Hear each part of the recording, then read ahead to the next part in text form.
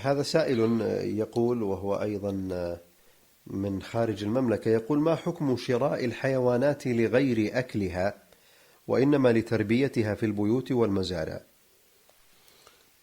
الحيوانات إما أن تتخذ أو تقتنى للأكل، وهذا غير داخل في السؤال، وإما أن تقتنى لدرها ونسلها ونتاجها والانتفاع بما ينفصل عنها من صوف وغيره. فإذا كان القصد من ذلك أنها تقتنى للدر والنسل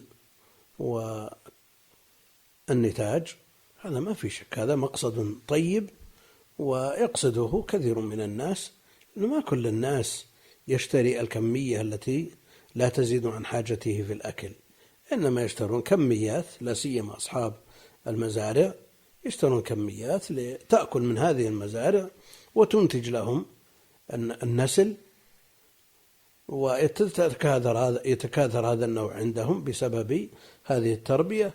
ومنها أيضا ما يستفاد من لبنها، ومنها ما يستفاد من صوفها وبرها، وكل هذه من فوائدها التي هي في الأصل مقصد من مقاصد الاقتناء، لا مانع من ذلك الشرع.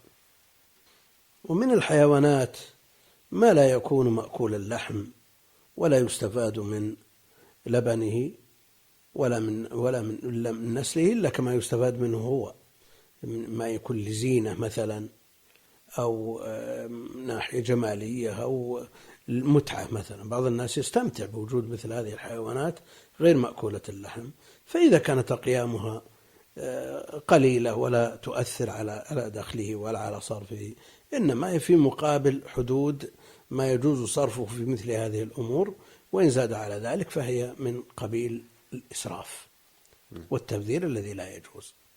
يعني بعض الناس يبالغ في مثل هذه الأمور لا فائدة فيها إلا مجرد الزينة.